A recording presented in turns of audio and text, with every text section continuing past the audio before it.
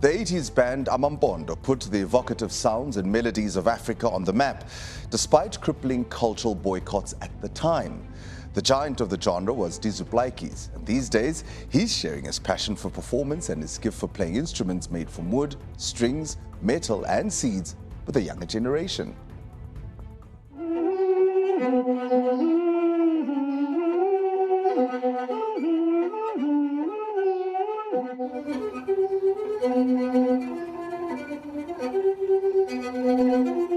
I always say that our fathers and mothers created this beautiful instrument and they left it for us to continue.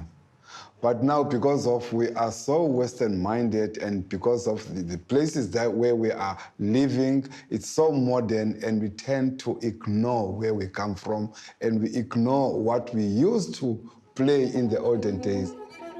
Dizu Plaatjies is a multi-award-winning musician, grounded in the ancient traditions of Africa. Born in rural Transkei, Dizu came to the city as a young boy. But even in a township, he was sustained by his Xhosa heritage. My father is a traditional healer.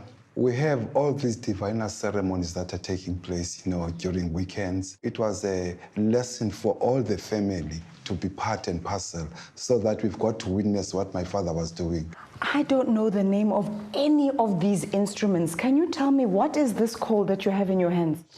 This is the main major instrument of the Xhosa-speaking people, but I would say nguni, but it's an instrument that is performed and played by women at night. You take your 3 fingers to hold the stick and the 7 is outside, then you just do like that. Yes. Like that, and then like that. So now, here I'll be open and close. With a natural talent for performance, Dizu also learned to play the marimbas at church. He then did what energetic young musicians do the world over. He formed a band. It was the start of an incredible journey, despite the shackles of apartheid. A journey that would end up with Dizu being celebrated on international stages all started here in Langa, with his marimba band Amampondo basking illegally on the streets of Cape Town. I was the first to take the marimba out of South Africa, out of the church, straight, to the international stages. Across the world today, people are playing marimba, even though there were countries that had their own marimbas and so on. But they've never made marimba famous like I did with Amampondo. Amampondo became a household name in South Africa in the 1980s. They burst onto the musical scene locally and then traveled the world, pioneering indigenous performance, taking the sounds of South Africa to all 4 corners of the globe. I'm telling you, my sister, we're unstoppable. Since we started traveling, Eastern and Western Europe, Asia, North America, South America, Madagascar, Australia, all the continents in Soviet Union. I've traveled almost about 90 different countries. I had 12 passports. As he grew as a performer, so did Dizu's interest in traditional instruments. He sought out their origins, studied their design, and learned to play them. He set up his own workshop so he could make more and share his knowledge. This one is called a rain stick. Even though it's not raining, but this is the kind of a sound that you get. While I'm playing the other instrument, it will do that and do that and do that and do that and do that. And then when the seeds are finishing, then you turn it again. This one I can play. This one. I never wanted to limit myself with instrument because of we Xhosas, we've got only 4 different instruments. I wanted to have more.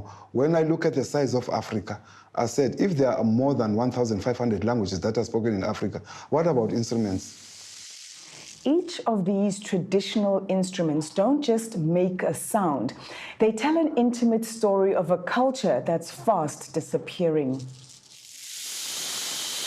This is the calabash, right? This is a calabash. This one, as you can see, is an old calabash for old women. This part, they always have to measure their breast before cutting the calabash. Oh! Because it's got to go to the breast of a woman. And then the sound, it becomes so beautiful. Now, the task was me and the children. as said to you that my mother was a teacher. So I started teaching my own family first.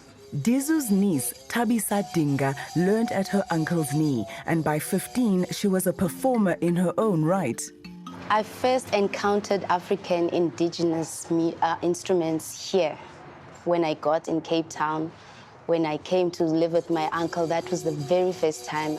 I was slowly introduced to the instruments. We would have tourists coming over the house, and my uncle would tell me, okay, now next time the tourists are coming, now you have to play for them. I'm not gonna be there sometimes, so you have to take over. This was in Malaysia, the Womat Festival. Of all the instruments, Thabisa has this favorite. It was the Imbira Zavadzimo. It's called a thumb piano in English, and it is made out of metal notes that you strike with your fingers.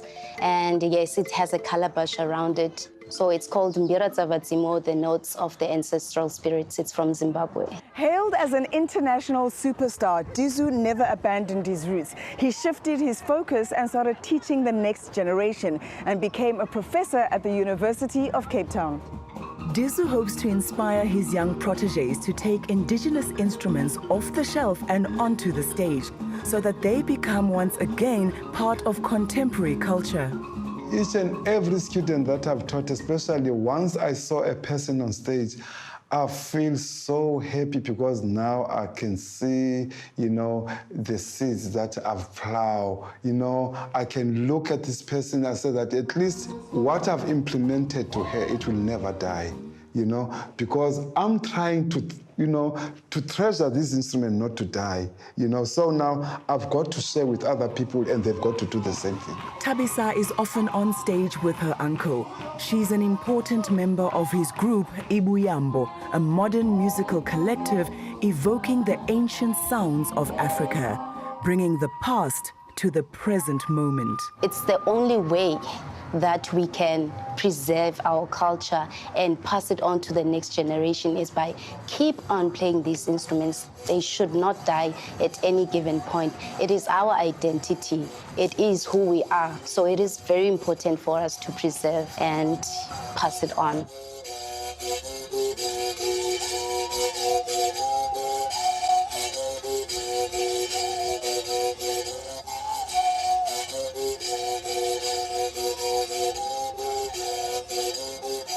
Thank you for watching our stories here online, and please subscribe below to become part of our YouTube community and be notified when we upload our latest content.